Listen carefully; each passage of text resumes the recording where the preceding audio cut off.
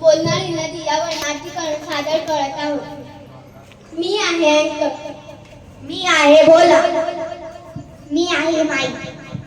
मी आहे लीला. मी आहे नीला.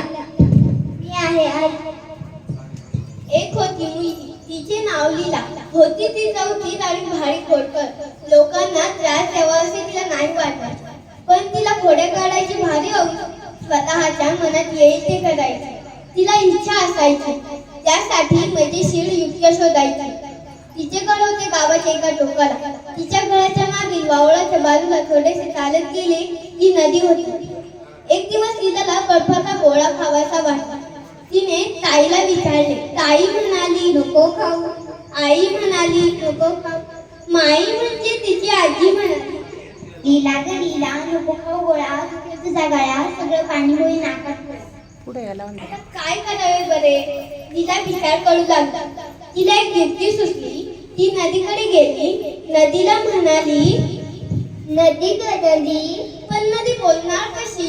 मग ती स्वतःच म्हणाली बोल ग लीला. परत लीला म्हणाली नदी ग नदी. लीलाला खायचाय बर्फाचा गोळा.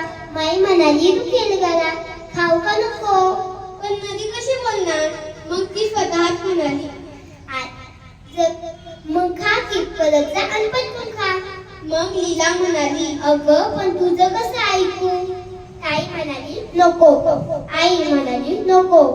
माई म्हणाली नको खाऊ. पण नदी कशी बोलणार?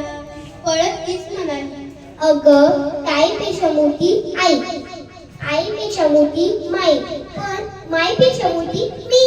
नदीबाई माझं ऐक बरोबर. लीला परत बर्फावाल्याकडे गेली. गोळा खाऊन परत आली. तिला बोलणारी नदी खूप आवडली. ताई आई माई यांच्यापेक्षा मोठ्या नदीबाईने परवानगी दिली म्हटल्यावर आपण हवे ते करू शकतो असे तिला वाटले. एक दिवस तिला आला कंटाळा. तिला वाटले बुडवावी शाळा. तिने ताईला विचारले. ताई म्हणाली नको बुडवू शाळा. आई म्हणाली. माई म्हणाली लीला ग लीला आला जरी कंटाळा नको बुडू शाळा. शिकून सोडून होशील सुखी माझ्या बाळा. लीला चिडली. कोणीच कसं शाळा बुडवून देत नाही. शाळेला जाते असे सांगून ती नदीकडे गेली. नदीला म्हणाली नदी ग नदी. लीलाला आला कंटाळा वाटते बुडवावी शाळा. काय करू? पण नदी बोलणार कशी? मग ती स्वतःच म्हणाली आलाय जर कंटाळा तर बुडव बिंदास शाळा. ताई आई माई यांच्यापेक्षा मोठ्या नदीबाईने परवानगी दिली म्हटल्यावर लीला शाळेला गेली. दिवसभर वावरात नदीकाठी खेळत राहिली. संध्याकाळी घरी आली. तिची ताई तिच्या शाळेत 7वीत शिकत होती. तिला लीलाने शाळा बुडवल्याचे कळले होते. तिने ताई आणि माईला पण सांगितले होते.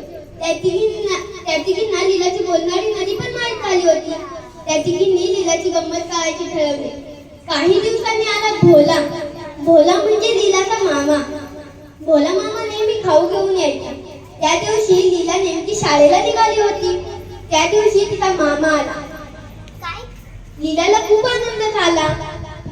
काय खाऊ आणलास? तिने विचारले. भोला मामा म्हणाला खाऊ म्हणून आणली. लीला ग लीला माझ्या लाडक्या बाळा खाऊ म्हणून आणलेत बदामी पेढे 16 पेढे ते पण बदामी. लीला एकदम खुश झाली.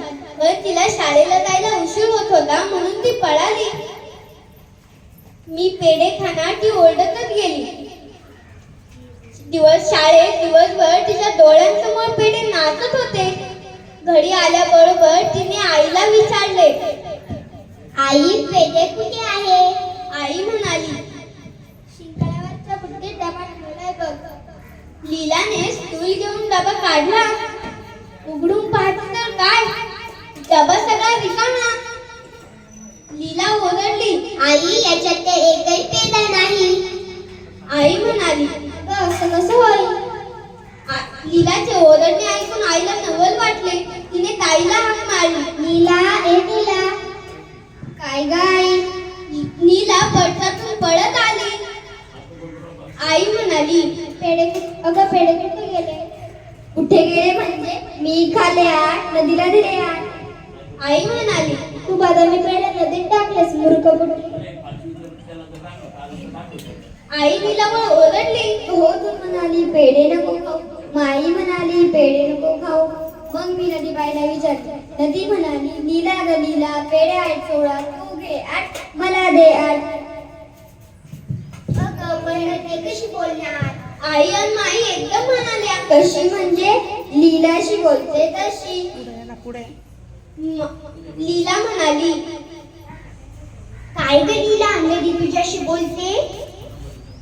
माईने विचारले.